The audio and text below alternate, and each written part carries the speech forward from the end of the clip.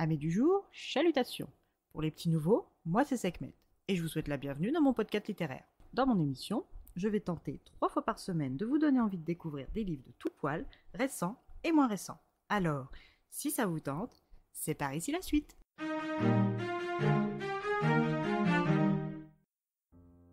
Aujourd'hui, je vais vous présenter les livres disparus de la 5e avenue de Fiona Davis, publiés aux éditions Faubourg-Marigny. Dans ce roman, nous allons nous retrouver projetés dans 2 temporalités, en 1913 et en 1993, dans la bibliothèque publique de New York.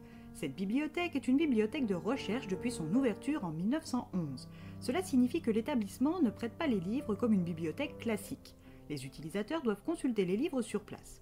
Pour sélectionner le livre, les visiteurs consultent le catalogue des collections, puis indiquent ce qu'ils ont besoin et attendent que les livres leur soient apportés en salle de lecture, surveillés par des employés. D'un point de vue extérieur, la bibliothèque de New York se situe sur la 5e avenue et est entièrement faite en marbre. Sa façade est composée d'un monumental escalier qui constitue l'accès à l'entrée principale encadré par 2 lions en pierre. L'un a été nommé Léo Astor et l'autre Léo Lennox, en hommage à John Jacob Astor et James Lennox, les 2 fondateurs de la bibliothèque.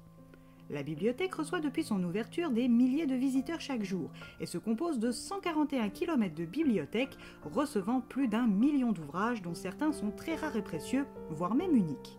À son ouverture en 1911, les architectes avaient prévu des appartements cachés pour les directeurs et surintendants. L'un d'eux se situe en mezzanine caché au-dessus de la grande galerie sud-nord.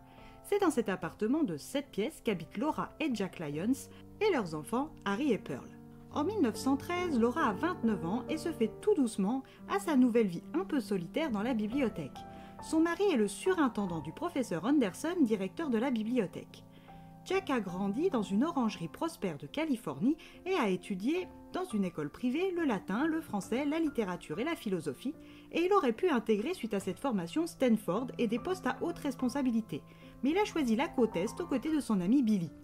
Les 2 jeunes hommes ont intégré un groupe de riches jeunes hommes et femmes qui se prenaient pour des génies littéraires en herbe. C'est auprès d'eux que Jack a bâti son ambitieux projet d'écriture. Il le sait, un jour il sera un écrivain reconnu et lu. C'est à cette période que Laura et lui se sont rencontrés. Elle était une fille à papa et lui un jeune artiste sans le sou.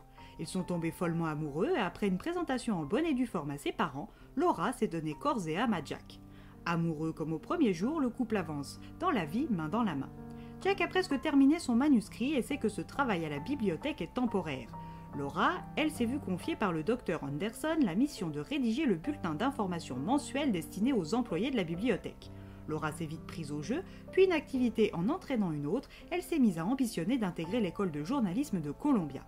Le docteur Anderson, fan de sa plume, s'est empressé de lui faire une élogieuse lettre de recommandation et après des semaines d'attente, le résultat tombe, Laura est acceptée. Mais les moyens du couple la contraignent à renoncer. Ses rêves d'indépendance et d'émancipation s'écroulent, mais là encore, le docteur Anderson intervient en lui obtenant une bourse. Laura intègre l'université à la rentrée, mais les bonnes nouvelles sont souvent assorties à des mauvaises. La première édition de Feuilles d'herbe de Walt Whitman a été volée. Parallèlement, nous rencontrons Sadie Donovan, curatrice adjointe de la collection Berk à la bibliothèque de New York en 1993. Sadie est une célibataire divorcée de 43 ans qui adore les tenues vintage des années 50. Elle est aussi la fille de Pearl Lyons et la petite-fille de l'essayiste féministe Laura Lyons. Ça, son patron, le directeur de la bibliothèque Humphrey Hooper, l'ignore comme sa supérieure Marlene Jenkinson et son collègue Claude.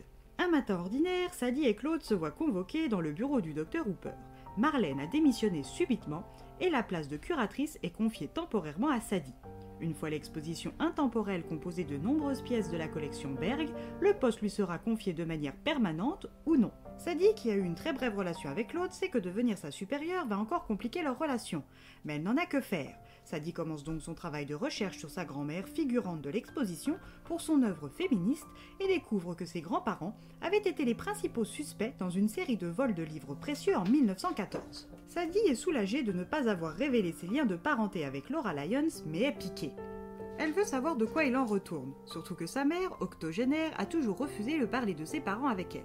Sadie retourne à son travail et constate la perte d'un des carnets intimes de Virginia Woolf. Elle en parle à Claude, avec qui elle fouille toute la collection Berg sans succès, puis en informe le docteur Hooper. Ce dernier mandate un ancien policier à la retraite reconverti en enquêteur, Nick Adriano. Claude, Sadie, Marlène et les autres employés sont tous dans le viseur. Sadie se sent comme sa grand-mère quand celle-ci a été la cible de l'enquêteur Edwin Gaillard. Les livres disparus en 1914 ont-ils été retrouvés? Et ceux fraîchement volés vont-ils refaire surface? Qui est l'auteur de ces vols? Quel est le but? À vous de mener l'enquête aux côtés de Laura Lyons en 1914 et de sa petite fille Sadie Donovan en 1993.